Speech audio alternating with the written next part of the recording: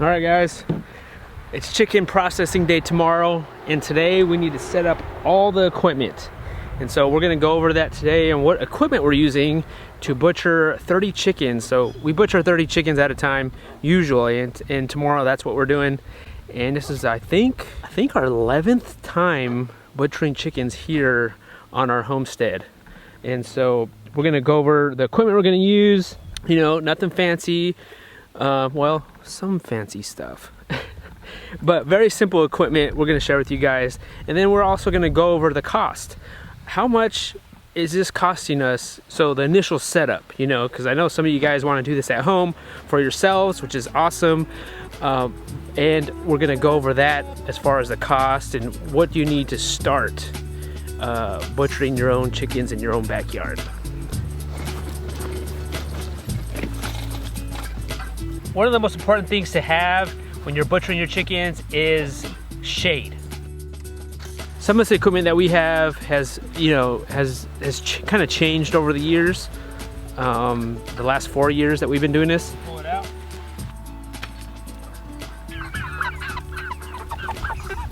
All right, so the more shade structures, the better. We have this one, we have another one that we still need to set up. Now we'll have links to everything here that you see. We have a link down in the show notes, so you can check that out. I want to pick out a little bit of flat spot here because we're going to be putting tables. Because previous times we'd have them up here, and it's kind of a slope. And so, as we're going about our day, everything's kind of sliding down. Gonna start cleaning the tables and the ice chests. We usually clean them, we always clean them before we put them away, but they've been in storage for probably about 6 months. And so now we're re-cleaning everything, sanitizing everything, and just making sure everything's just super clean for tomorrow. Again, in the morning, we'll go over and clean it with vinegar and just keep on cleaning it. All right, so this is basically a turkey fryer that we use to dip the chickens in, and we scald them. We need to clean this also. We need to clean this too, Penelope.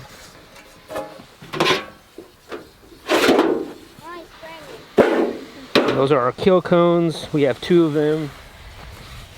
These are our heat gloves that we don't use these too often, but we have them here. So when we're dipping the chicken, we're not getting burned. Another important thing about butchering is you need some kind of water source, even if you have to run some hoses.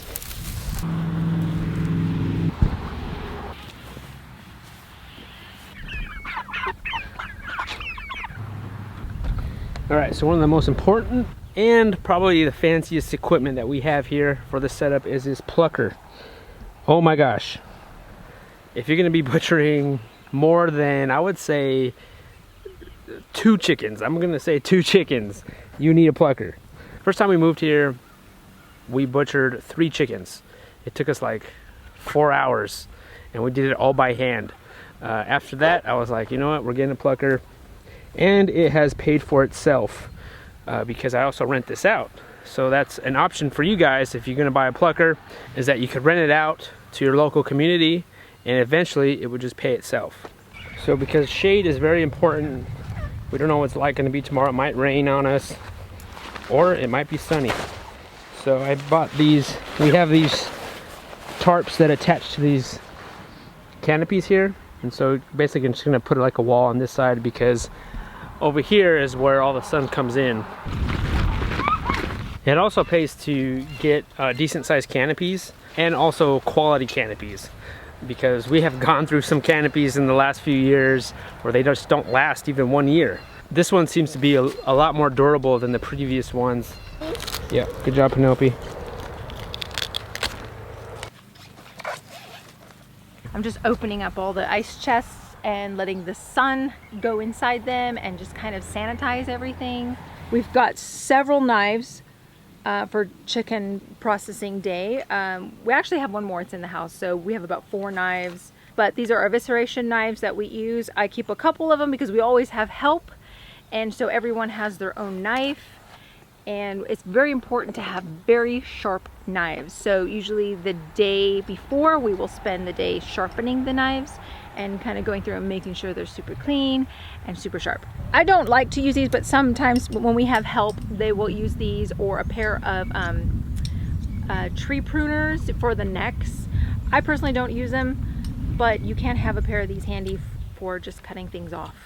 Jason bought me this apron on Amazon. There's a link we'll provide for that. This is a waterproof. It has like this nice wax coating, and I absolutely love it because everything just like rinses right off, and I like to wear it when we're processing our chickens. Yeah.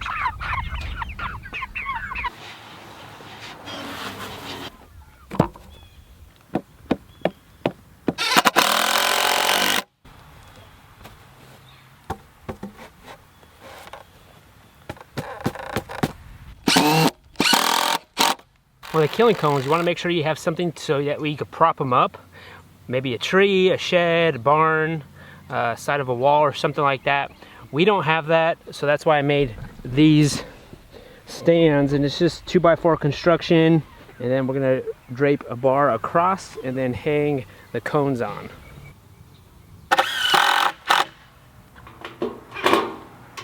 All right, so we added a screw with a washer to hold it in place. And notice, I mean, they have a few designed cones. I mean, I've seen people use a traffic cone. I like the stainless steel ones, and no preference. I've seen round ones, and I've seen ones with the straight sides. I only bought these because these were what was available. No preference there. And so then you put a bucket underneath each one, and then that collects all the blood. So maybe for about 25, 30 bucks, you can make this wooden structure to hold these in place. These tables, they're plastic. It's perfectly fine. Of course, stainless steel would be better. They are also more expensive, so you got to keep that in mind. To keep costs down, you could just get these fold-up tables. When you're butchering chickens, if you've never done that before, you're not actually sawing on the plastic.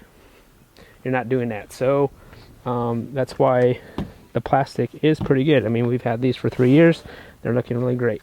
The scalder is just a regular turkey fryer. It came with all this for about 80 bucks. You could buy really fancy scalders that are really great. You keep the temperature. They're meant for chicken butchering, processing, but you could also use a turkey fryer.